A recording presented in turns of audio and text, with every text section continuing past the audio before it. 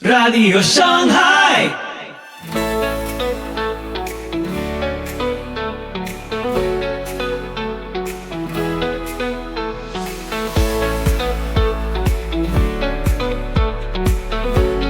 Muy buenos días, tardes o noches, donde quiera que estés en el mundo. Soy Pipo Biglione y te doy la más cálida bienvenida a Radio Shanghai. Estás sintonizando el episodio 568 de nuestra octava temporada. Prepárate para una revelación poderosa. Hoy, la gran ramera, misterio y juicio en Apocalipsis 17. Unite al pastor Gilberto Rufat para desentrañar el enigma de Babilonia, la grande, en Apocalipsis 17. ¿Quién es esta figura misteriosa y qué nos enseña sobre el juicio divino? Descubre verdades eternas guiadas por la palabra de Dios. No te pierdas esta revelación que transformará tu fe. Toda la música que nos inspira es de Pipo y Banda Ya. Podés escucharla y descargarla en el link en comentarios. Si querés colaborar con nuestro trabajo, podés hacerlo a través de Cafecito, también en comentarios. Así que ponete cómodo, subí el volumen y empezamos este estudio bíblico. Soli Deo Gloria.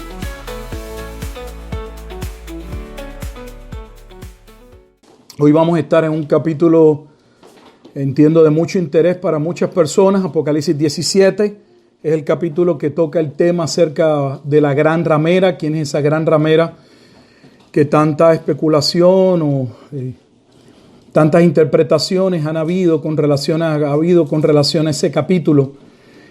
Necesitamos comenzar, como siempre, con una oración, pues creemos que la palabra de Dios y solo la palabra de Dios es nuestra única fuente, autoridad, pero también creemos que es el Espíritu de Dios quien mora en el creyente, quien nos guía a toda verdad y a toda justicia. Así que vamos a orar.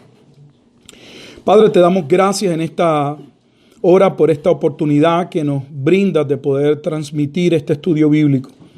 Agradecidos por tus múltiples bondades para con nosotros en Cristo.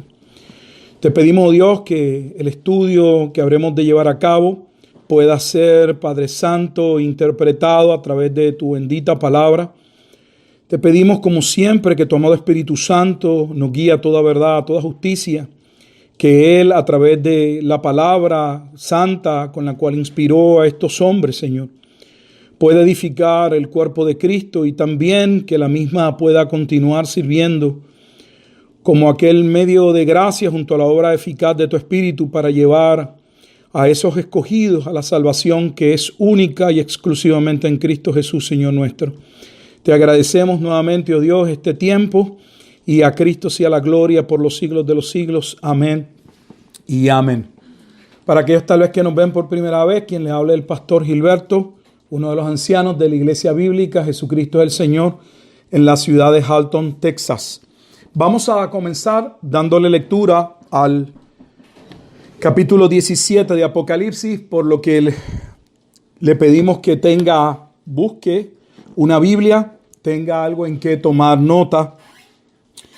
Y vamos a comenzar, vamos a leer solamente el capítulo 17, aunque cada capítulo que leemos siempre recordamos que debe ser, y lo vamos a ver, debe considerarse en el contexto. Yo creo que el capítulo 17 y el 18 son dos capítulos que básicamente no deberían separarse, pero por efectos de tiempo vamos a entrar al 17 y luego abordaremos el 18. Comenzamos la lectura en Apocalipsis capítulo 17, versículo 1 en adelante. Lee así la palabra del Señor. Vino entonces uno de los 7 ángeles que tenían las 7 copas y habló conmigo diciéndome: ven acá y te mostraré la sentencia contra la gran ramera, la que está sentada sobre muchas aguas, con la cual han fornicado los reyes de la tierra, y los moradores de la tierra se han embriagado con el vino de su fornicación. Me llevó en el espíritu al desierto, y vi a una mujer sentada sobre una bestia escarlata llena de nombres de blasfemia, que tenía 7 cabezas y 10 cuernos. Y la mujer estaba vestida de púrpura y escarlata, y adornada de oro, de piedras preciosas y de perlas, y tenía en la mano un cáliz de oro, lleno de abominación y de la inmundicia de su fornicación. y en su frente un nombre escrito, un misterio: Babilonia la Grande, la madre de las rameras y de las abominaciones de la tierra. Y vi a la mujer ebria de la sangre de los santos y de la sangre de los mártires de Jesús. Y cuando la vi, quedé asombrado con gran asombro. Y el ángel me dijo: ¿por qué te asombras? Yo te diré el misterio de la mujer y de la bestia que la trae, la cual tiene las 7 cabezas y los 10 cuernos. La bestia que has visto era y no es, y está para subir del abismo e ir a perdición. Y los moradores de la tierra, aquellos cuyos nombres no están escritos desde la fundación del mundo en el libro de la vida, se asombrarán viendo a la bestia que era y no es y será. Esto para la mente que tenga sabiduría. Las 7 cabezas son 7 montes sobre los cuales se sienta la mujer. Y son 7 reyes, 5 de ellos han caído, uno es y el otro aún no ha venido. Y cuando venga es necesario que dure breve tiempo. La bestia que era y no es también el octavo, y es de entre los 7 y va a la perdición. Y los 10 cuernos que has visto son 10 reyes que aún no han recibido reino, pero por una hora recibirán autoridad como reyes juntamente con la bestia. Estos tienen un mismo propósito y entregarán su poder y su autoridad a la bestia. Pelearán contra el Cordero y el Cordero los vencerá, porque Él es el Señor de señores y Rey de reyes, y los que están con Él son llamados y elegidos y fieles. Me dijo también: las aguas que has visto donde la ramera se sienta son pueblos, muchedumbres, naciones y lenguas. Los 10 cuernos que viste en la bestia, estos aborrecerán a la ramera y la dejarán desolada y desnuda, y devorarán sus carnes y la quemarán con fuego. Porque Dios ha puesto en sus corazones el ejecutar lo que Él quiso, ponerse de acuerdo y dar su reino a la bestia hasta que se cumplan las palabras de Dios. Y la mujer que has visto es la gran ciudad que reina sobre los reyes de la tierra. El capítulo 17 vamos a colocarlo en contexto, pero de antemano nos parece que hay no menos de 4 capítulos, 3 libros de referencia al Antiguo Testamento que son necesarios estudiar y comprender para poder ver, como veremos, las imágenes, el significado detrás de este lenguaje apocalíptico. Pues desde que comenzamos el estudio de este libro hemos dicho que la única forma o manera de poder interpretar Apocalipsis siendo objetivos y no de una manera subjetiva de interpretación privada, lo cual prohíbe la Escritura, segunda de Pedro 1:20, la Escritura no es de interpretación privada. La única manera que tenemos para que haya una base objetiva y todos podamos llegar y tener una base común para poder interpretar la Escritura es viendo las alusiones y las referencias que se hacen en el libro de Apocalipsis al Antiguo Testamento. De hecho, este es el libro por excelencia. No creo que exista otro libro que cite tanto el Antiguo Testamento y que contenga un lenguaje y analogías tan judías como este. Posiblemente es el libro más judío en un sentido de todo el Nuevo Testamento, mucho más que Mateo y mucho más que el libro de los Hebreos. Los 3 libros que debemos estudiar y 4 capítulos, dentro de uno de esos libros hay 2 capítulos importantes. El primero es Daniel 7. Obviamente no se puede tener Daniel 7 sin tener una comprensión de Daniel, pero vamos a ver que Daniel 7 sigue jugando un papel importantísimo en el estudio de Apocalipsis. Daniel 7, Daniel 9 y Daniel 12, pero específicamente Daniel 7. Y la razón de Daniel 7 veremos es porque la figura y las bestias que estamos viendo, esas bestias provienen del libro de Daniel. No hay que estar imaginándolas ni teorizando. La bestia que se habla aquí es una bestia que ya se habló y está contenida en el libro del profeta Daniel. El otro libro que es importantísimo tener como base específicamente tal vez un capítulo, el capítulo más importante es el profeta Jeremías. Y con relación a Jeremías, el capítulo tal vez para este estudio más importante sería Jeremías capítulo 51. ¿Por qué es Jeremías capítulo 51? Porque Jeremías capítulo 51 es el capítulo donde al profeta Jeremías se le va a profetizar que luego de Dios utilizar a Babilonia como instrumento de juicio contra Jerusalén, Dios vendría contra Babilonia. O sea, vamos a ver un lenguaje en Apocalipsis 17 con relación a el lenguaje usado en Jeremías capítulo 51 con relación al juicio sobre Babilonia. Ahora, el problema es que Babilonia como ciudad fue destruida y no existe. Así que necesitamos ver qué pasó allí, cuál es el mensaje y ver cómo entonces eso tiene que ver con Apocalipsis. Y el tercer libro importantísimo, y no es un libro sencillo tampoco, un libro complejo. De hecho, de aquí es que parte el misticismo judío de la Merkabah, la Merkabah, como le llaman algunos. Tiene que ver con el libro de Ezequiel, especialmente los primeros 2 capítulos con relación a esa gloria de Dios que Ezequiel va a ver. Y los 2 capítulos importantísimos para entender Apocalipsis 17 es el capítulo 16 ciertamente y el capítulo 23. El capítulo 16 porque es el capítulo, aunque a Ezequiel se le va a mostrar desde un inicio que la gloria de Dios va a salir del templo, Ezequiel 9, y lo que va a suceder cuando la gloria de Dios parta, la destrucción sobre Jerusalén.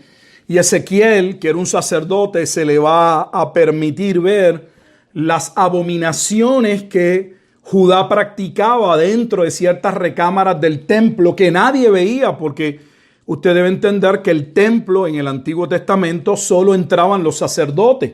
Por lo tanto, no era un área que las personas comúnmente podrían entrar y ver y familiarizarse. Así que era algo muy secreto y muy oculto.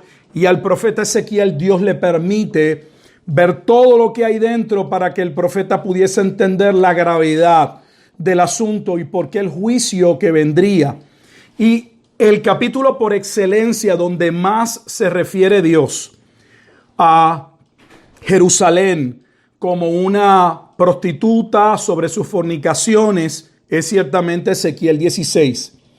Pero posteriormente el capítulo 23 de Ezequiel es importante porque vuelve y se retoma el hecho de que Jerusalén ya había sido señalada por Dios como una prostituta. Pero en el 23 se hace algo diferente y es que se habla de la hermana mayor, de 2 mujeres, una mayor y una mejor. Y esas 2 mujeres que el capítulo 17 va a tratar sobre la menor, se hace una comparación sobre esas 2 mujeres y esas 2 mujeres son Samaria y Jerusalén, el reino del norte y el reino del sur. Y cómo Dios va a tratar con el profeta Ezequiel para mostrarle que la hermana menor, viendo cómo Dios había enjuiciado a la hermana mayor, entiéndase Samaria, la capital del reino del norte, Israel en aquel tiempo, ya dividida la parte norte, cómo había venido a juicio por los asirios. Sin embargo, la hermana menor, lejos de arrepentirse, el capítulo 23 veremos, muestra que Judá había fornicado mucho más que el reino del norte y por lo tanto merecía un mayor castigo. Solo que cuando se da la división del reino del norte y el reino del sur, 1000 años antes de Cristo aproximadamente, Dios ya había elegido, había separado que de Judá, del reino del sur, vendría el linaje del Salvador. Esa es la razón por la cual vemos que Dios protege aún cuando merecía un castigo mayor y tal vez quien debió haber sido atacada o devastada hasta no quedar nadie, no debió haber sido, como se habla 10 tribus perdidas de Israel pudo haber sido Judá. Pero Judá tenía que quedar un remanente porque de Judá vendría el hijo de Apocalipsis 12 que vendría de la mujer, o sea, el cumplimiento de Génesis capítulo 3, versículo 15.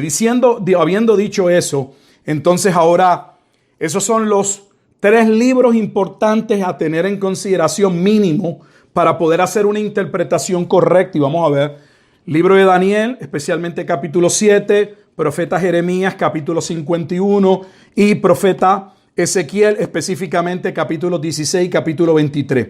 Ahora, ya que llegué a la promesa que Dios dio en Génesis 3:15, lo que algunos llaman el protoevangelio, entonces permítame hacer un breve resumen de qué hemos visto desde Apocalipsis 12 hasta el 17, bastante breve.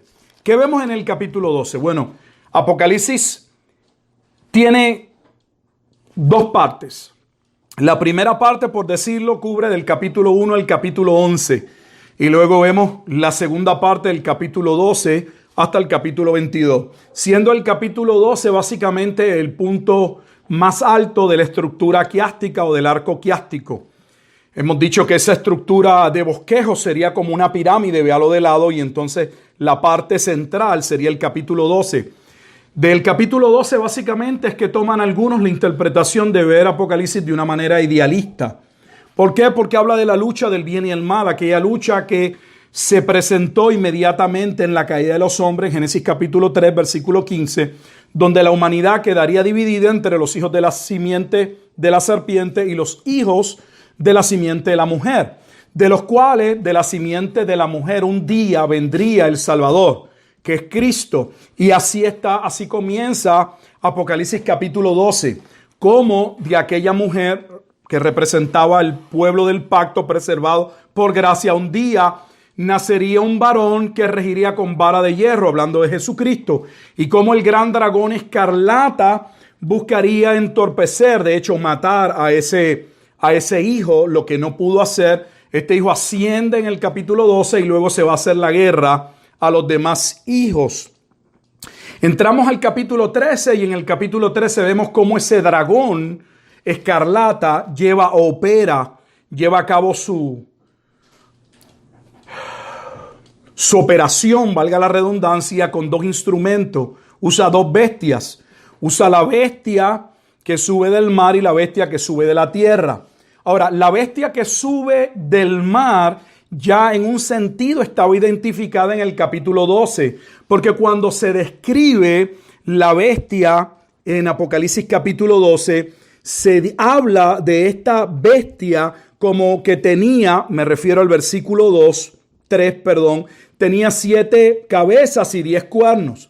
Esas 7 cabezas y 10 cuernos, cuando usted lee Apocalipsis 13:1, dice: me paré sobre la arena del mar y vi subir del mar una bestia que tenía 7 cabezas y 10 cuernos. O sea que en el capítulo 12, el diablo se levanta para hacer la guerra y está ligado al imperio romano. Ahora se separa el imperio romano en el capítulo 13 y se habla del imperio romano como la primera bestia y la segunda bestia como el aparato religioso judío que trabajaba mano a mano con Roma. Porque es importante recordar, o si usted no lo ha estudiado, le invito a estudiarlo, que en el tiempo de Cristo el sacerdocio realmente era un puesto político. Es algo que no se ha enseñado, no voy a entrar, no me voy a detener aquí, pero es algo que necesitamos conocer. Las últimas luchas que se dieron en el periodo intertestamentario con relación a la casa Asmonea llevó a que cuando Roma conquista a través de Pompeyo la extensión de lo que va a ser Judea, se dieron cuenta de que no podían permitir que esta clase Asmonea siguiera reinando y iban a seguir con problemas. Y ellos decidieron colocar, a ese momento no había rey, pero el sumo sacerdote básicamente fungía como rey sacerdote. Era la autoridad en un sentido frente al pueblo. Así que ellos decidieron controlar ese puesto máximo, pues controlando el sumo sacerdote, controlaban al pueblo. El sumo sacerdote no era menos parecido o no se diferenciaba de lo que sería el recolector de impuestos. Era una persona que trabajaba, era un judío que trabajaba para el gobierno romano recolectando los taxes y por lo tanto odiado. Solo que el pueblo no sabía con toda claridad cómo era que se trabajaba la parte del sumo pontífice, el sumo sacerdote, controlado totalmente por Roma. Y en ese capítulo 13 vemos que esa segunda bestia opera bajo la autoridad, ya hablamos de la primera bestia, o sea, de Roma. Y lo segundo que se nos dice en el capítulo 13 es que esa segunda bestia que sube de la tierra es la bestia que va a llevar y convence o tiene un rol para llevar a los hombres de la tierra o de la extensión de Judea a someterse a Roma. Cuando entramos al capítulo entonces 14 y 15, ¿qué vemos? Vemos que antes de que comiencen los últimos 7 juicios, las últimas 7 copas de la ira de Dios, Dios tiene un pueblo, un remanente que no se ha sometido a la primera bestia, que no le ha creído a la bestia política y religiosa judía, porque Dios los ha preservado y son ellos los que tienen el cántico. Volvemos a ver los 144,000 de la primera parte que está en Apocalipsis capítulo 7. O sea, se repite Apocalipsis 7 con más detalle, ahora en el capítulo 14 y en el capítulo 15. Cuando entramos entonces al capítulo 16, vemos ya el momento donde se va a consumar, se van a derramar los últimos 7 juicios, que son las 7 copas de la ira de Dios. Hemos dicho que estas 7 copas de la ira de Dios no son 7 juicios nuevos, sino son parte del séptimo sello. Es del séptimo sello que salen las 7 trompetas y de la séptima trompeta salen entonces las 7 copas.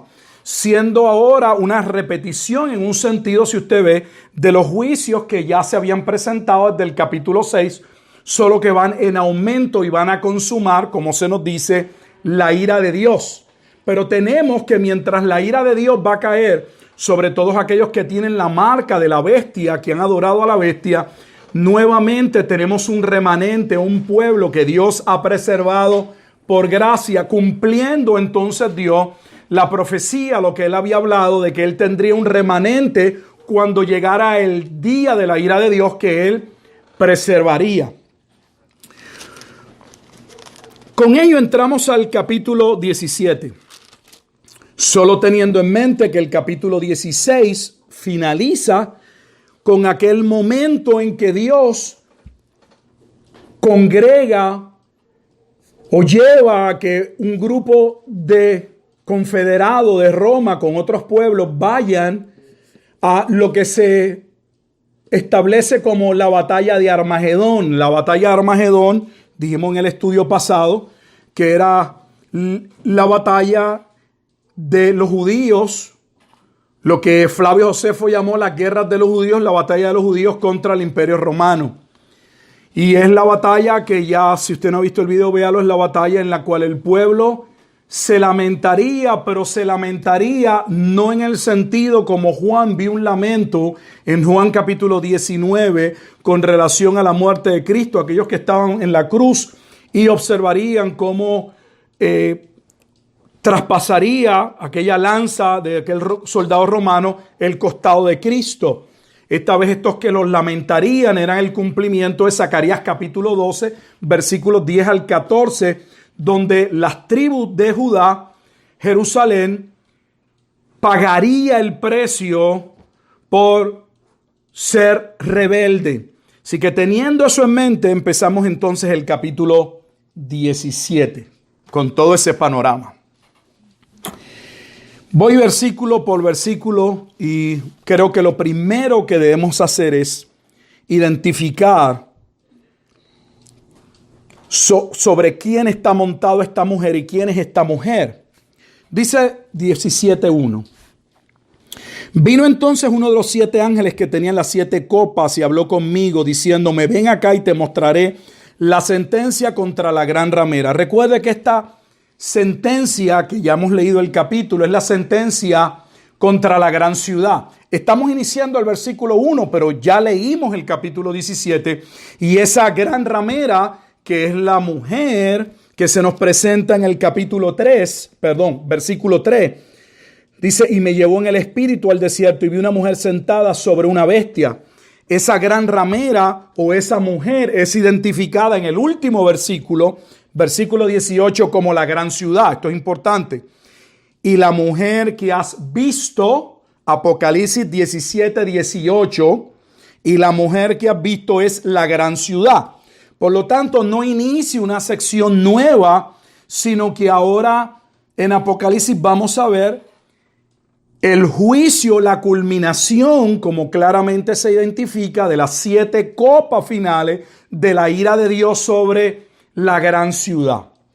La gran ciudad que ya fue identificada en Apocalipsis capítulo 11, versículo 8, como la ciudad donde Cristo fue crucificado, siendo ella inequívocamente la ciudad de Jerusalén. Ahora, está sentada sobre muchas aguas. El propio capítulo nos da una interpretación de lo que son muchas aguas, aunque no identifica tanto, pero vamos a ver que posteriormente se aclara un poco. El versículo 15 dice cuáles son esas aguas, así que no tenemos que estar especulando. Apocalipsis 17:15 dice, me dijo también, las aguas que has visto, donde la ramera se sienta, son pueblos, muchedumbres, naciones y lenguas.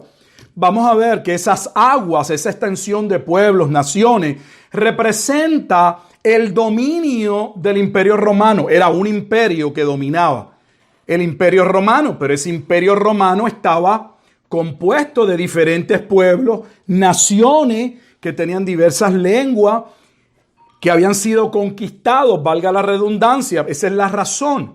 Así que esa mujer está asociada a ese imperio que domina sobre lo que sería el mundo antiguo para ellos conocido, o la extensión del Imperio Romano. Vamos a ver cómo vamos a poder identificar que claramente es el Imperio Romano.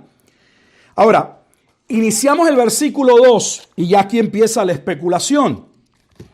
Antes de leerlo, me gustaría comentarle, si usted no lo conoce, que este capítulo fue interpretado luego de la Reforma Protestante por una gran cantidad de personas y todavía continúa siendo como que esta gran ramera era Roma, la ciudad de Roma. Y hay un sinnúmero de autores y de los reformadores que esa fue la interpretación que le dieron, que esta gran ramera, que esta corrupción espiritual era el catolicismo apostólico romano.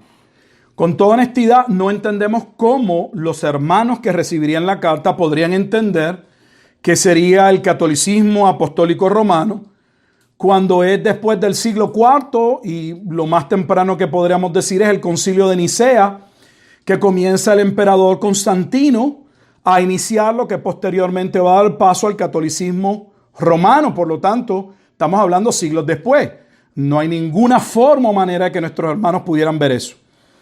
La razón por la que estos hermanos, fíjate, estoy diciendo hermanos, no estoy diciendo que no sean cristianos, veían de esta forma que fuera el catolicismo, es por la manera, los ojos que tenían para interpretar Apocalipsis. Tenían los lentes con el que veían e interpretaban el libro, era de una manera historicista.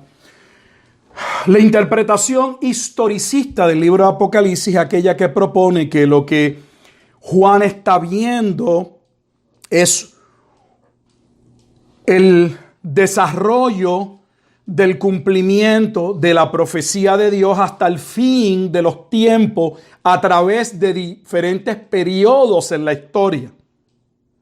Así lo ve la escatología historicista. Va a ver que lo que Juan está recibiendo, parte de ello pudo haber sido en su contexto. Por ejemplo, ellos pueden muy bien tomar, algunos de ellos, otros no, que las cartas a las iglesias hubiesen sido cartas directamente a las iglesias, pero por lo general así no lo van a ver. Van a ver que esas cartas, algo como el dispensacionalismo, representan momentos en la historia, cambios. Así que ellos vieron nuevamente que en ese desarrollo de lo que iba a suceder, la Gran Ramera estaba ubicada en el tiempo donde estaba la Iglesia Católica, Apostólica y Romana, y que era esa iglesia la Gran Ramera. Por otro lado, tenemos otros hermanos que interpretaron esta Gran Ramera y los tenemos hoy. Y hay muchos en esta interpretación que voy a señalar, y es que es un sistema religioso pagano o es una corrupción del cristianismo, no atacando directamente la Iglesia Católica Apostólica Romana, sino que es un cristianismo que se ha pervertido, un cristianismo que se ha mundanalizado. Es esa la interpretación que debemos darle. Yo creo que nuevamente, y espero poder mostrar, y creo que voy a poder mostrar, que esa no es la interpretación. Esa sería una interpretación con toda honestidad, especulativa, subjetiva, porque ¿quién puede mostrar que dónde dice qué periodo de Apocalipsis tal a tal, dónde dice qué periodo de la historia cubre? Me llama mucho la atención, y lo digo con mucho respeto, que critiquemos al dispensacionalismo pretribulacionista por el concepto de dispensaciones, de eras que ellos mismos inventan y dice hasta dónde llegan y dónde inicia la otra. Y nosotros terminemos haciendo exactamente lo mismo con el libro de Apocalipsis. Dicho eso, ¿de dónde sale el versículo 2? Vamos a leerlo. Así que tenemos una gran ramera que está sentada sobre muchas aguas. Se nos va a dar una descripción mayor. Pero ahora se nos dice, con la cual, refiriéndose a la gran ramera, han fornicado los reyes de la tierra, los moradores de la tierra. Se han embriagado con el vino, de su fornicación. Si usted observa su propia Biblia, y nuevamente verá que no tiene que tener una Biblia de estudio, solo estudiar su Biblia y su referencia. Nuestra Biblia tiene una referencia al final del versículo 2 con relación a la palabra fornicación y nos ubica en Jeremías capítulo 51, que fue uno de los libros y el capítulo de base que debemos estudiar.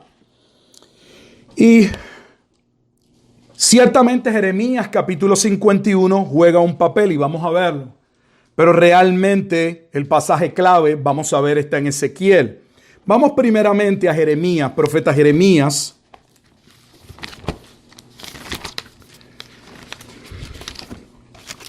Capítulo 51. Y aquí voy a leer tres versículos y tengo que dar tengo que poner un contexto para que usted entienda algo del capítulo 51, porque nuevamente estamos leyendo un pasaje y para poder interpretarlo correctamente necesitamos poner el contexto.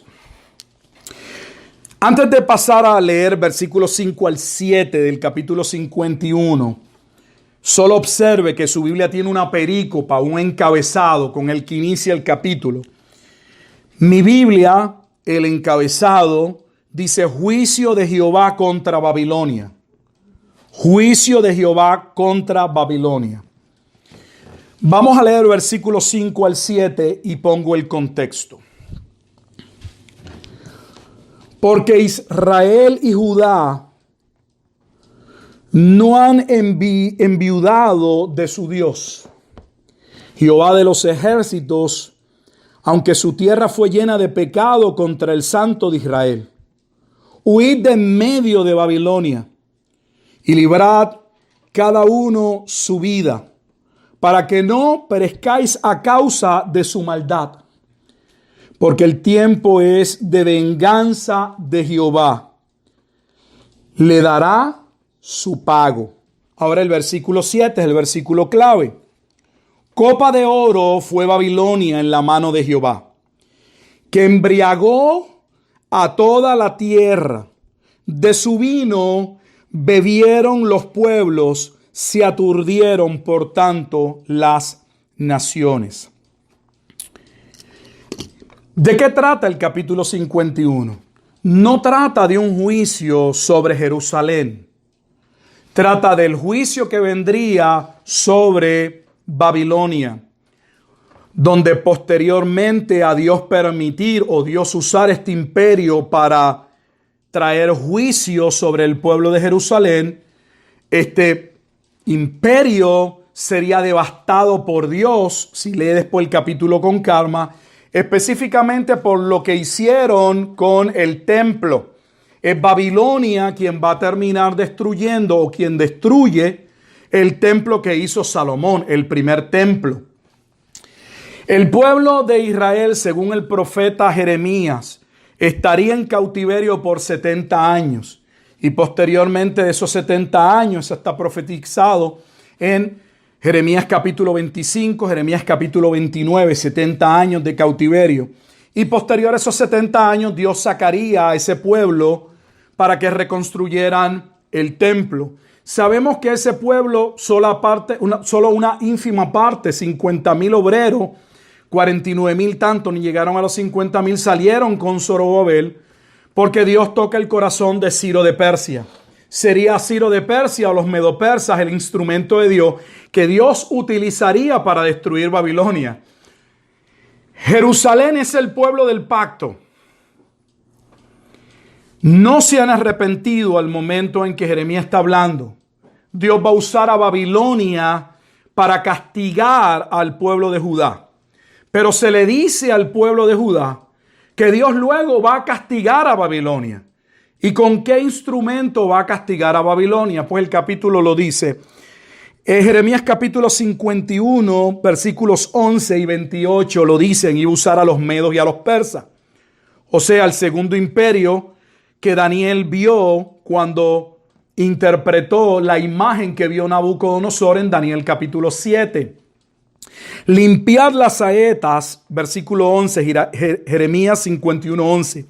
Limpiad las saetas, embrazad los escudos. Ha despertado Jehová el espíritu de los reyes de Media, porque contra Babilonia es su pensamiento para destruirla. O sea que observe que Dios controla y rige todo.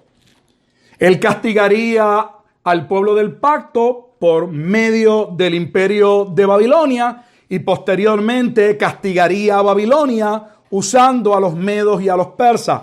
Dios es el que está en control de la historia. Pone y quita reyes. Usa imperio, elimina imperios.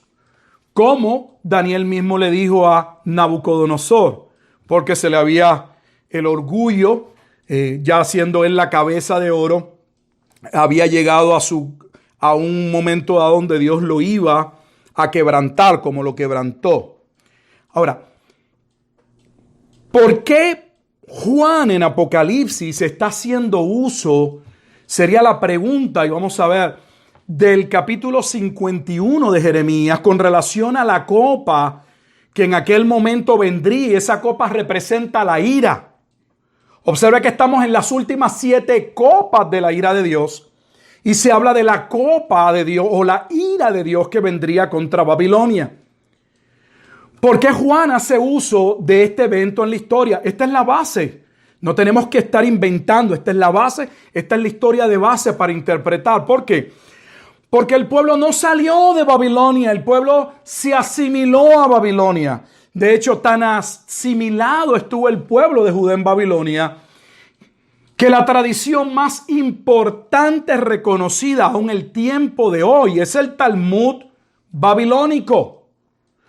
Hay 2 escuelas de pensamiento judío, esotérico, si se quiere decir místico, y es el Talmud de Jerusalén, que tiene las interpretaciones del liderato de Jerusalén, y el Talmud babilónico, y se llama el Talmud babilónico porque ese pueblo que fue llevado cautivo a Babilonia, una gran parte de ese pueblo se quedó en Babilonia y absorbió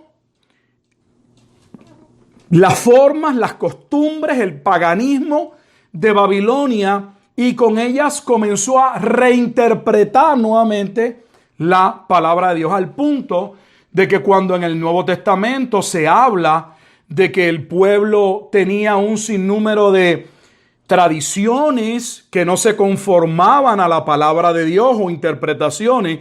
Esas interpretaciones venían de ese liderato que vino a sustituir en el tiempo de lo que se llama el periodo intertestamentario a los sacerdotes, aunque los sacerdotes no eran maestros, quienes regían la parte religiosa y velaban por ella del culto en el templo para redención del pueblo, era el sacerdote.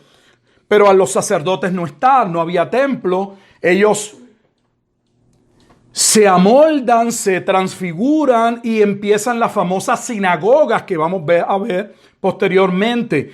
Y en esa sinagoga va a escalar o va a tener una función importante que Dios nunca llamó, pero fue un proceso de ellos de reinventarse, y estos líderes en la sinagoga posteriormente van a ser los rabinos, que van a dar la base interpretativa, esotérica, oculta, y cambiar las leyes de Dios más de lo que ya se habían cambiado. Por esa razón, en el versículo 6 que leímos, dice: huid de medio de Babilonia. Porque ya se preveía que en un momento dado, cuando el juicio viniera contra Babilonia, el pueblo no había aprendido. Una parte de ese pueblo no habría aprendido. Y Dios lo llama a salir, porque vendría un tiempo que leímos de venganza. La copa de Dios o la ira de Dios vendría sobre ese pueblo. Y Dios le dice: salid, huid de Babilonia. Esa es la razón por la que Apocalipsis utiliza esta historia, porque se está repitiendo la historia. Tenemos en el capítulo 13, si usted recordará el pequeño resumen que hicimos, cómo el alto liderato de ese tiempo había llevado al pueblo a someterse a la primera bestia, a adorar a la primera bestia, a aceptar lo que esa primera bestia había dicho. Vendría un juicio sobre ese pueblo, y ahora no debían escapar de Babilonia en el sentido de escapar de Roma, era escapar de ese propio sistema o de esa segunda bestia que sería enjuiciada. Pues esa segunda bestia de Apocalipsis capítulo 13 es posteriormente en el capítulo 16 nombrada como el falso profeta, y en el capítulo 17 es la gran ramera, o una mujer que nuevamente representa la gran ciudad que sería destruida. Así que Dios llama a su pueblo a huir de la gran ciudad de Jerusalén, porque esta vez quien sería destruida, quien sería devastada, sería Jerusalén. Ahora, ¿cómo sabemos que era Jerusalén? Les dije que Jeremías era importante, pero Ezequiel. Ahora vamos a Ezequiel. Y aquí hay dos capítulos sumamente importantes. Para efectos del versículo 2 es el capítulo 23, pero quisiera empezar por Ezequiel capítulo 16.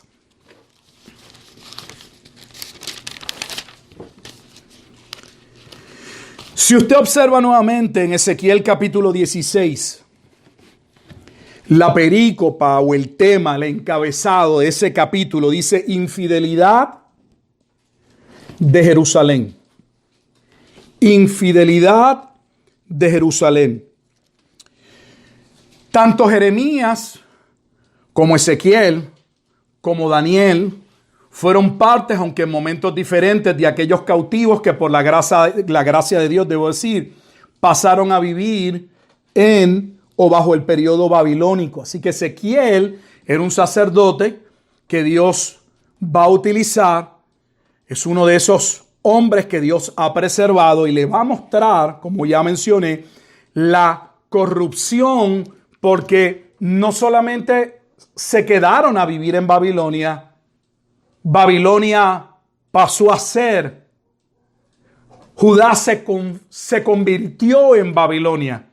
Babilonia sería destruida por los medos, pero el pensamiento babilónico, la cultura, vendría a formar parte del judaísmo. Véalo, algo similar como cuando hablamos de que Roma conquista a Grecia en términos militares, pero en términos de filosofía, de pensamiento, realmente todavía dominaba el pensamiento griego.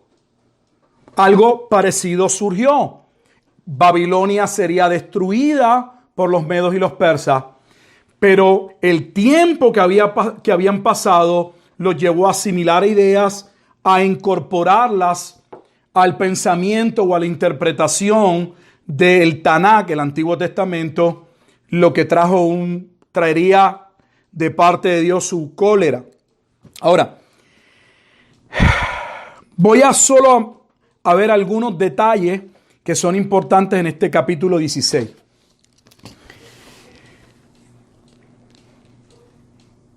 No puede ser Roma la gran ramera. Y yo pienso por una sencilla razón, y es una sencilla razón que parece tan sencilla que algunos quisieran algo más profundo. Si la gran ramera fuera Roma, sería que Roma se ataca a Roma. Lo cual con todo respeto es ridículo, no tiene ningún sentido en el contexto. Si la gran ramera es la gran ciudad de Roma, estaríamos diciendo que la ciudad de Roma atacaría al Imperio Romano. Y esa no es la interpretación, no tiene nada que ver con eso. Por otro lado, si quieren otro argumento sencillo, y tiene que ver con lo que vamos a ver en Ezequiel 16. Para que alguien pueda ser llamado para Dios una gran ramera, una prostituta, tiene que haber estado en un pacto con Dios. Roma no estaba en pacto con Dios. El pueblo que estaba en una relación de pacto con Dios, ni tan siquiera porque lo escogió, porque Dios escogió a Israel, la tomó y él entró en una relación de pacto, él se casó con Israel. Al Israel fornicar y entrar en acuerdos con otros pueblos, la Escritura ve ese matrimonio entre Jehová y su pueblo como un adulterio. Cuando uno estudia el Antiguo Testamento, y reto a cualquiera a hacerlo, y usted busca una concordancia y busca adúltera, solo existen dos excepciones. Dos. En el Antiguo Testamento a pueblos que Dios llama también adúlteros o adúlteras. Uno es a Tiro y el otro es a la ciudad asiria de Nínive. Pero en ninguno de los dos casos, ninguno de esos dos pueblos estaban en una relación de pacto y no se habla de la misma manera como se va a hablar de Jerusalén. Hay comentaristas que tratan de hablar de una tercera excepción y es Samaria, pero no hacen ningún favor en hacer un comentario como eso, solo mostrar que no estudiaron, porque Samaria era la capital del reino del norte, por lo tanto, era Israel. O sea, escribir un libro para luego cometer un error tan craso como ese es muestra de cómo repetimos y repetimos como estaciones sin estudiar la Escritura. Tengo que leer parte de Ezequiel 16 porque es un capítulo, si usted no lo ha leído, cuando yo empiece a leer usted se va a asombrar. ¿Cómo va a describir al pueblo desde un inicio? ¿Cómo ese pueblo era un pueblo insignificante? ¿Cómo Dios decide entrar en una relación con una mujer insignificante? ¿Cómo Él se casa con esa mujer? Lo que vamos a ver luego en el profeta Oseas. Oseas es otro de los profetas que habla de la relación de pacto que existía entre el pueblo de Dios y su pueblo. Vino mi palabra de Jehová diciendo, Ezequiel 16:1. Hijo de hombre, si usted ha venido viendo nuestras predicaciones en Mateo o en Apocalipsis, hemos dicho que en el Antiguo Testamento el término hijo de hombre se usaba muy frecuentemente y generalmente, y donde más se menciona es en Ezequiel, porque Dios le llamó a Ezequiel hijo de hombre.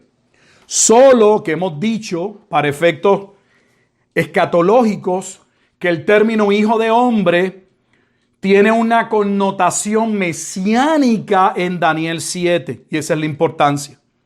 Pero era un nombre usado en el Antiguo Testamento y es el nombre con el que Dios se dirige a Ezequiel, le llama hijo de hombre. Dice, versículo 2, hijo de hombre, notifica a Jerusalén sus abominaciones. Así que ¿contra quién va? Va a hablar contra Jerusalén. ¿Y de qué va a hablar de Jerusalén? De sus abominaciones. Y di, así ha dicho Jehová el Señor sobre Jerusalén. Tu origen, escuche, tu origen, tu nacimiento es de la tierra de Canaán. Tu padre fue un amoreo y tu madre una etea. Así que Abraham era judío. No existe el pueblo judío en ese tiempo. Ni Abraham fue judío, ni Isaac era judío, ni Jacob era judío. Es en Jacob que Dios le cambia el nombre. Y es con relación a ese pacto y el cambio del nombre en Jacob a Israel que se desarrolla la idea del pueblo de Israel, que va a tener su expresión en Egipto y que se va a colocar como una nación en el periodo de Canaán. Pero si usted observa, no vienen del pueblo judío porque no eran judíos, no existía el pueblo judío. Así que corrijo a algunos porque eso es un disparate que uno todo el tiempo oye. Abraham el judío, Abraham no era judío. Y cuando tuvo su hijo no casó Isaac con una judía porque no existía el pueblo judío. Se lo voy a leer para que refresque su entendimiento. Leemos Biblia, no lo que nos han dicho. Así ha dicho Jehová el Señor sobre Jerusalén. Está hablando sobre Jerusalén. Tu origen, tu nacimiento es de la tierra de Canaán, de Ur de los Caldeos, llamó a Abraham. Tu padre fue amoreo y tu madre etea. Y en cuanto a tu nacimiento, el día que naciste, no fue cortado tu ombligo, ni fuiste lavada con aguas para limpiarte, ni salada con sal, ni fuiste envuelta con fajas. No hubo ojos que se compadeciesen de ti para hacerte algo de esto, teniendo de ti misericordia, sino que fuiste arrojada sobre la faz del campo, con menosprecio de tu vida en el día que naciste. Y yo pasé junto a ti. Mire cómo Dios va a transformar la vida de este pueblo insignificante. Y yo pasé junto a ti, versículo 6, y te vi sucia en tus sangres. La idea que está compartiendo Ezequías es una idea tal vez para nosotros chocante. Es la idea casi de un infanticidio, y en la antigüedad se practicaba el infanticidio. El infanticidio era un medio por el cual muchas personas o civilizaciones en un ambiente agrícola determinaban qué hijos querían que viviesen y qué hijos no. Por lo general es una realidad que se le daba paso a los varones. En algunos lugares pues no debían tener defecto, pero ciertamente cuando eran mujeres tras mujeres, eran las niñas, eran las que más se dejaban o se ahogaban o se dejaban a solas para que muriesen. Y básicamente lo que está diciendo, si ve el cuadro, es como de una niña que ha nacido y alguien en un sentido la ha, como si lo hubiese abandonado o no hubiese tenido realmente no fue importante para sus padres, o al menos sus padres no estaban en las condiciones de darle lo mejor. Pero él mismo dice, nadie tuvo de ti misericordia. Por eso lo veo de esa forma. Y yo pasé junto a ti, versículo 6, te vi sucia en tus sangres. Y cuando estabas en tus sangres te dije, vive. Dios determinó darle vida. Sí, te dije, cuando estabas en tu sangre, vive. Te hice multiplicar como la hierba del campo, creciste. Te hiciste grande y llegaste a ser muy hermosa. Tus pechos se habían formado y tu pelo había crecido, pero estabas desnuda y descubierta. Y pasé yo a través junto a ti y te miré. Y he aquí que tu tiempo era tiempo de amores. Y extendí mi manto sobre ti y cubrí tu desnudez y te di juramento y entré en pacto. Y entré en pacto contigo, dice Jehová el Señor, y fuiste mía. Esta parte es en extremo importante de Ezequiel capítulo 16. Porque Dios va a mostrar cómo Él tomó a este pueblo, lo que sería ese pueblo, y cómo Él determina multiplicar a ese pueblo y entrar en una relación de pacto con ese pueblo. Vimos que ese pueblo se multiplica en Egipto y entra en una relación directa de pacto con todo lo que sucede de Abraham hasta Moisés.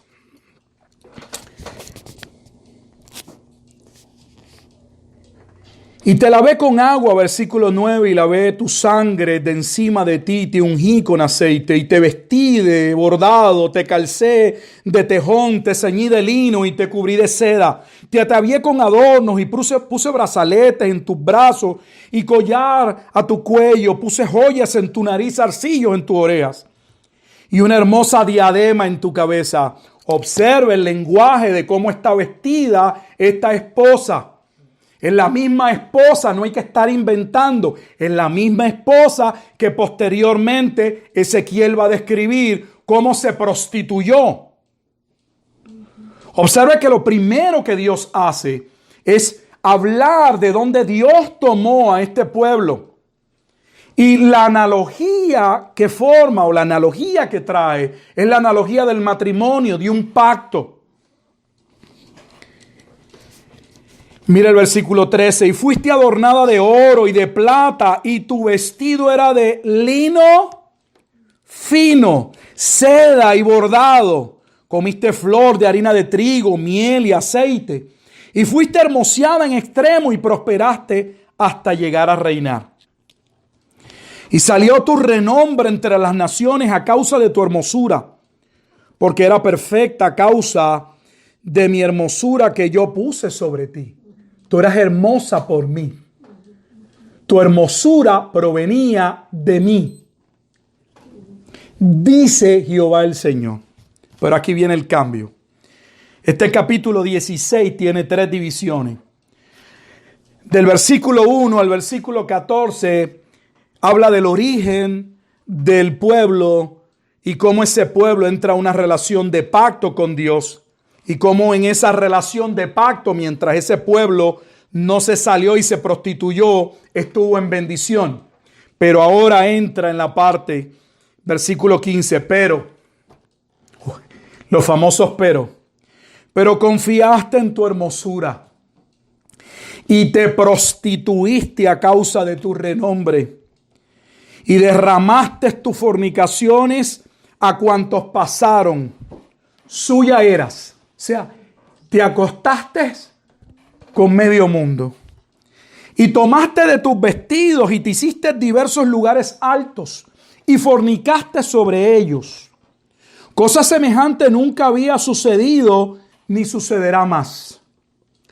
Tomaste asimismo tus hermosas alhajas de oro y de plata que yo te había dado y te hiciste imágenes de oro y fornicaste con ellas. Voy a adelantar al versículo 20. Mire la pregunta final del versículo 20. ¿Eran pocas tus fornicaciones? Versículo 22. Y con todas tus abominaciones y tus fornicaciones, ¿no te has acordado de los días de tu juventud? O sea, Jerusalén siguió en una degradación y corrupción, donde no podía, en ese estado caído, podrido, mirar que como el hijo pródigo, cómo había vivido y lo que tenía. Seguía de prostitución en prostitución, de pueblo en pueblo, buscando no en Jehová, sino cada vez que se veía amenazada en otro pueblo, en los asirios, en Egipto, en Babilonia y así, pueblo tras pueblo, y no en Dios, su seguridad. Mira el versículo 25. En toda cabeza de camino edificaste lugar alto, hiciste abominable tu hermosura. Te ofreciste a cuantos pasaban y multiplicaste tus fornicaciones. Y va a mencionar sus amantes. Sus amantes son naciones. Mira el versículo 26. Y fornicaste con los hijos de Egipto. Adelanto el versículo 28. Menciona otro amante, otra nación. Y fornicaste también con los asirios. Así sigue hasta el versículo 30, donde abiertamente y claramente se le llama ramera. Mira el versículo 30, Ezequiel 16:30. Cuán inconstante es tu corazón, dice Jehová el Señor, habiendo hecho todas estas cosas, obras de una ramera desvergonzada, y edificando tus lugares altos en toda cabeza de camino, y haciendo tus altares en todas las plazas. ¿Y no fuiste semejante a ramera, en que menospreciaste la paga, sino como mujer adúltera, que en lugar de su marido recibe a ajenos? Mire el grado en cómo lo va a describir en el versículo 33. A todas las rameras les dan dones. O sea, hay una paga por lo que hace. Mas tú diste tus dones a tus enamorados. O sea, Dios le dice, tú eres una ramera tan desvergonzada. Hay rameras que se prostituyen buscando el favor de aquel con el que se acuestan. Pero tú le pagabas a otros para que se acostaran contigo. Entiéndase que esos eran naciones, pueblo. Ahora entienda por qué se habla de que este pueblo había fornicado con las naciones. No era Roma quien había fornicado con naciones y pueblos delante de Dios. Era Jerusalén. Adelanto al versículo 35 para ir algo del capítulo 23, y el tiempo ha pasado. Pero mira el 35. Por tanto, mire cómo le llama. Ramera. Oye palabra de Jehová. Por tanto, ramera. Oye palabra de Jehová. Yo no puedo entender con todo mi corazón cómo alguien me diga que puede hacer un estudio de las referencias y las alusiones al Antiguo Testamento, donde claramente, no ambiguamente, claramente se identifica quién era el pueblo que estaba en pacto y violó el pacto, y por lo tanto Dios puede llamar a ese pueblo una adúltera, una ramera, y castigarla como adúltera.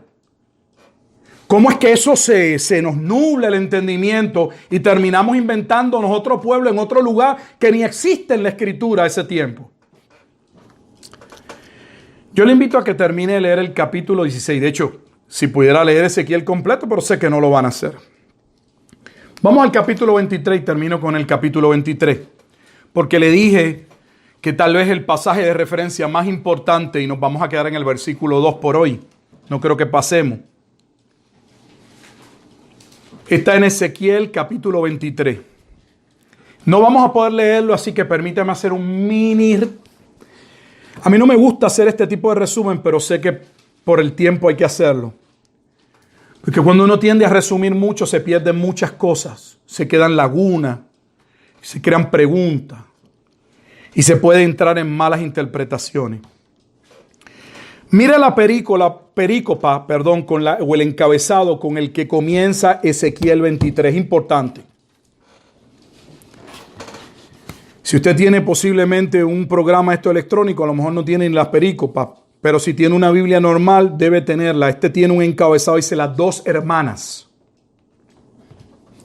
Y esto es importante porque Ezequiel va a hablar de dos mujeres, siendo la segunda mujer la más descarada, la ramera más degenerada, y esa segunda mujer es la mujer de Apocalipsis 17 y era la hermana menor y es definida como Jerusalén. ¿Cómo sabemos que habla de dos hermanas? Que una se llama Samaria y otra Jerusalén, porque el pasaje claramente lo dice. De nuevo, no sé cuál es la confusión. Ezequiel 23, versículo 1. Vino a mí palabra de Jehová diciendo: hijo de hombre, hubo dos mujeres, hijas de una madre. Y vamos a ver por qué habla de una madre, porque Dios tiene un pueblo y de ese pueblo se va a dividir, y lo que va ya en el tiempo en que Ezequiel habla, ya el pueblo de Israel está dividido o se había dividido entre el reino del norte y el reino del sur. Y esas dos hermanas van a representar esos dos pueblos. Vamos a verlo. Versículo 3. Las cuales fornicaron en Egipto, en su juventud fornicaron. Allí fueron apretados sus pechos. Allí fueron estrujados sus pechos virginales. Para aquellos que piensan, y no me quiero desviar, que la escritura no aborda el tema de la parte sexual, que sigue siendo un tabú, desconozco por qué, porque hay formas y maneras de tratarlo, y observe que Dios usa ese lenguaje. Y lo usa no en una manera mala. Lo usa porque es parte del lenguaje y de lo que se esperaba hubiese un contacto, intimidad entre un hombre y una mujer en un estado marital. Donde estaba mal era fuera del estado marital. ¿Quiénes son estas dos mujeres? Versículo 4.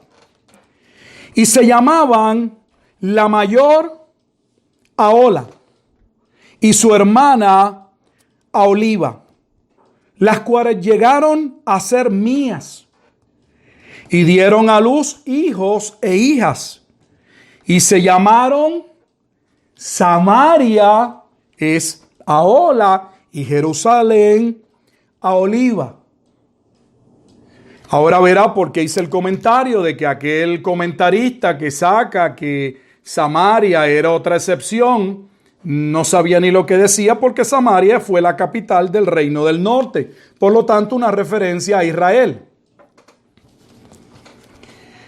¿Qué hicieron estas hermanas? Versículo 5. Y Ahola cometió fornicación, la mayor, entiéndase las 10 tribus. Samaria, Israel.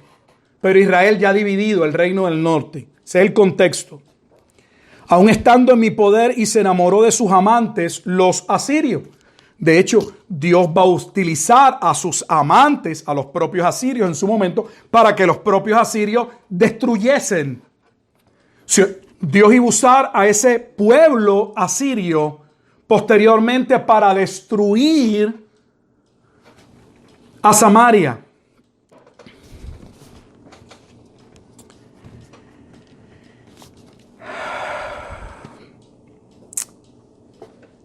Voy a adelantar para que veamos qué pasó con la hermana pequeña. Adelanto al versículo 11. Y lo vio su hermana Aholiba y enloqueció, escucha el lenguaje, y enloqueció de lujuria más que ella. Y sus fornicaciones fueron más que las fornicaciones de su hermana. Se enamoró de los hijos de los asirios. Si va al versículo 14, y aumentó sus fornicaciones, pues cuando vio a hombres pintados en la pared, imágenes de caldeos, se enamoró de los caldeos. Y así habla sucesivamente. En el 19 dice, aún multiplicó sus fornicaciones, trayendo en memoria los días de su juventud en los cuales había fornicado en la tierra de Egipto. Observe que cada uno de estos amantes son pueblos. Por eso es que habla de cómo había fornicado con lo que, con naciones y con pueblos. Estos son los pueblos o las naciones con los cuales Jerusalén había fornicado. Pero aquí vamos a la parte más importante para para terminar nuestro estudio hoy. Pero antes es posible que se nos haya ido. ¿Por qué llegamos hasta aquí? Llegamos hasta aquí porque el versículo 2 de Apocalipsis 17:2 dice, habla de que esta gran ramera había fornicado con los reyes y los moradores de la tierra. Y lo que estamos viendo es que este lenguaje ya estaba en el Antiguo Testamento. Roma no entró en fornicación con otros pueblos. Roma dominó esos pueblos. Y a Roma no le importó los otros dioses, eran politeístas. Quien entró y cambió el pacto y sus leyes, prevaricó, como llama la Escritura, fue Jerusalén, fue Judá. Aquí viene la parte tal vez más clara y es con la que vamos a terminar por hoy. Voy a comenzar en el versículo 28. Porque así ha dicho Jehová el Señor. He aquí yo te entrego en manos de aquellos que aborreciste, en manos de aquellos de los cuales se hastió tu alma. Los cuales procederán contigo con odio y tomarán todo el fruto de tu labor y te dejarán desnuda y descubierta. Y se descubrirá la inmundicia de tus fornicaciones y tu lujuria y tu prostitución. Observa el versículo 30. Estas cosas se harán contigo. Ahora va a decir por qué. Estas cosas se harán contigo porque fornicaste en pos de las naciones con las cuales te contaminaste en sus ídolos. ¿Quién se había contaminado? ¿Quién había? La hermana menor. ¿Quién es la hermana menor? En Ezequiel capítulo 23, Jerusalén. O interpretamos la Biblia con la Biblia o vamos a estar siempre sumidos en un mar de especulaciones. En el camino de tu hermana, versículo 31, anduviste. Yo pues pondré su cáliz en tu mano. Dios había puesto el cáliz en un momento dado en Jeremías 51 y ya vimos que poner el cáliz en la mano era el juicio. Dios habla del juicio que vino sobre la hermana mayor con los asirios. El cáliz de Jeremías 51 sería el cáliz o el juicio que vendría con los medos. El cáliz que pagaría el pueblo de Israel, entiéndase en este momento histórico, las 10 tribus del norte sería Siria, pero el cáliz de Jerusalén, ahora Jerusalén recibiría el cáliz de la ira de Dios. Dice, así dicho Jehová el Señor, beberás el hondo y ancho cáliz de tu hermana, que es de gran capacidad. De ti se mofarán las naciones y te escarnecerán. Será llena, ¿quién es la mujer embriagada? Del cáliz de sus fornicaciones en Apocalipsis 17. Si sacamos la interpretación de la Escritura, ¿Roma? No es Roma. Es Jerusalén. Será llena de embriaguez y de dolor por el cáliz de soledad, versículo 33. Y de desolación.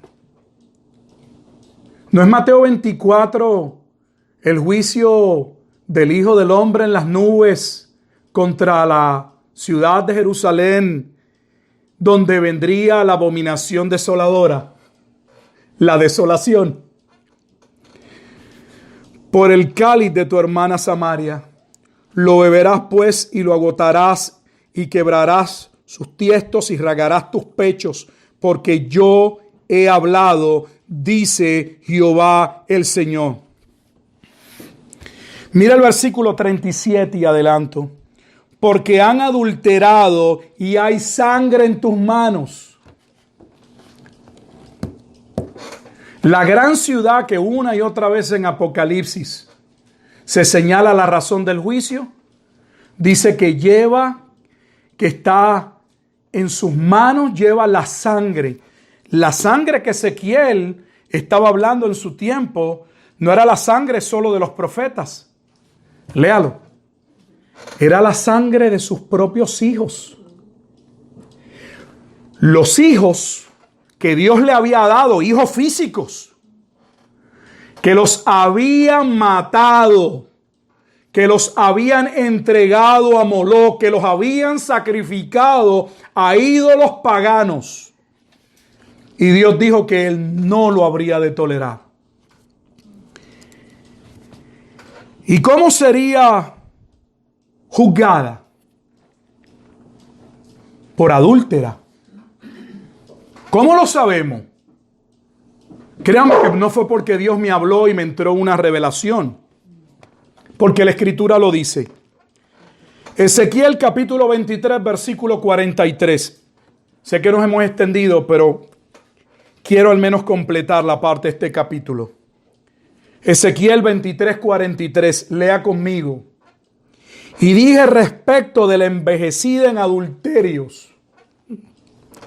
Todavía cometerá fornicaciones con ella y ella con ellos, porque han venido a ella como quien viene a mujer ramera. Así vinieron a Ola y a Oliva, mujeres depravadas. Pero ahora viene el versículo clave y finalizo. Por tanto, hombres justos las juzgarán por la ley de las adúlteras.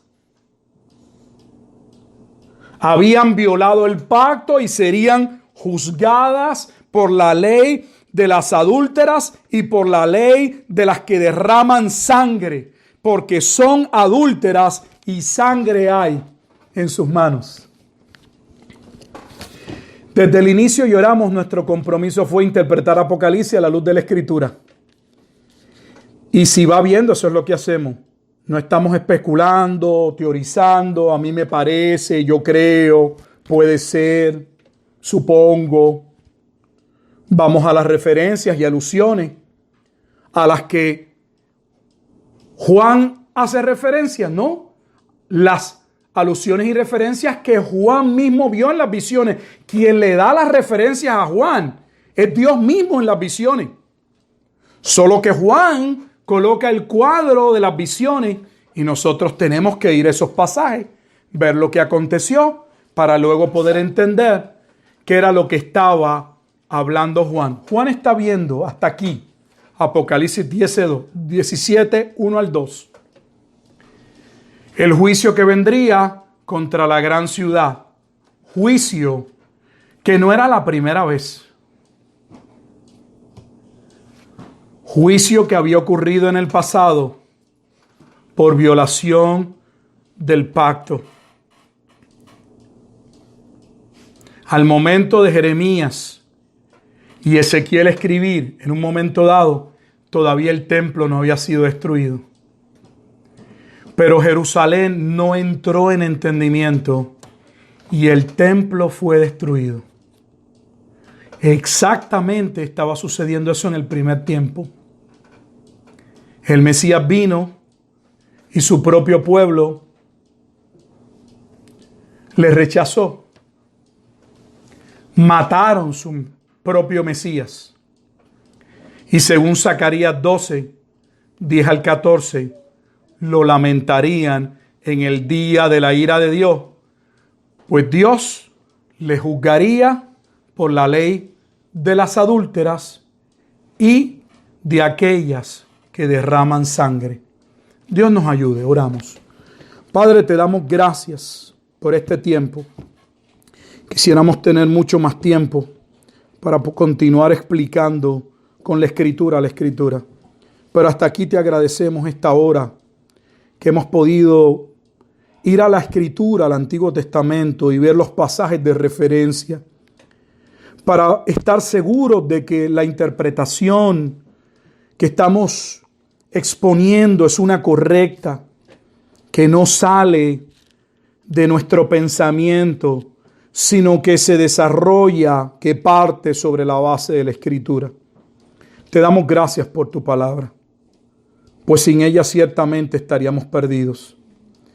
Permite que tu iglesia retorne a la Escritura. Tenemos tantos palabreros. Acabamos de terminar un proceso de elecciones, sea como haya sido. ¿Y cuántos de estos palabreros, muy conocidos, profetizaron que el presidente que acaba de salir continuaría siendo presidente? No sé qué explicación le darán al pueblo, pero así vivimos. Vivimos un tiempo donde hay una iglesia que, como cuando Pablo escribió en la carta a los Efesios, le dijo: levántate tú que duermes de entre los muertos y te alumbrará Cristo. Pues en vez de ceñirse, aferrarse a la Escritura, andan detrás de individuos y de hombres. Y ellos son su autoridad. Qué triste. Perdónanos, Dios, porque tú has preservado tu palabra. Y tenemos la ayuda más maravillosa para entenderla. Tu propio Espíritu Santo, quien nos guía a toda verdad y a toda justicia. Pero somos lentos, tardos para leer. Preferimos que otro nos dé su interpretación, su conclusión. Y sobre ninguna base determinamos qué es la verdad. Y luego somos tan deshonestos y tan cabeciduros y rebeldes que cuando se nos presenta algo diferente ni tan siquiera podemos evaluarlo, ponderarlo, juzgarlo sobre si tiene mérito, si es lógico, si es bíblico. No lo rechazamos porque no se ajusta a mi teoría.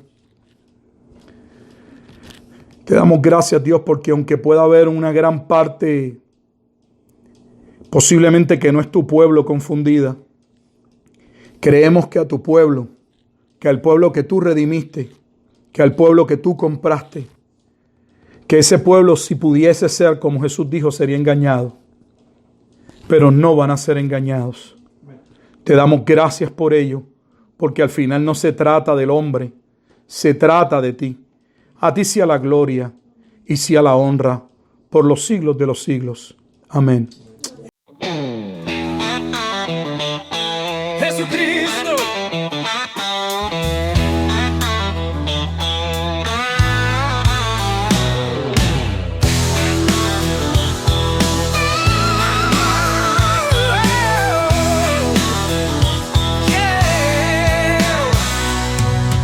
Él es el testigo fiel de estas cosas. El primero en resucitar de los muertos. Y el gobernante de todos los reyes del mundo. Toda la gloria sea al que nos ama. Y nos ha libertado de nuestros pecados. Al derramar su sangre por nosotros.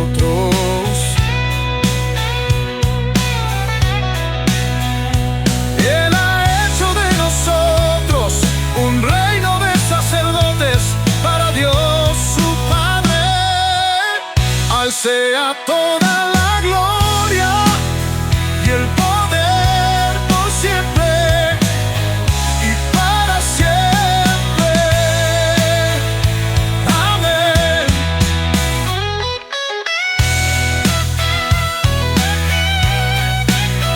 Jesucristo, al sea toda la gloria y el poder por siempre y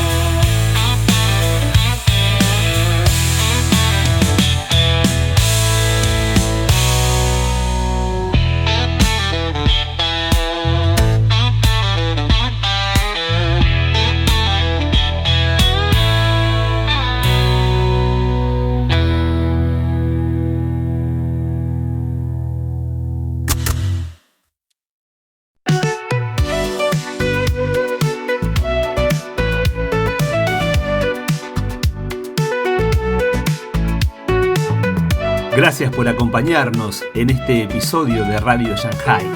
Tu apoyo nos ayuda a seguir conectando el mundo de hoy con los principios eternos. Por eso, te pedimos que te suscribas, nos dejes tu like para que más personas descubran este mensaje. No olvides seguirnos en Facebook, Instagram y Telegram para estar al tanto de todo. Te esperamos, Dios mediante, en nuestro próximo episodio. Que Dios te bendiga.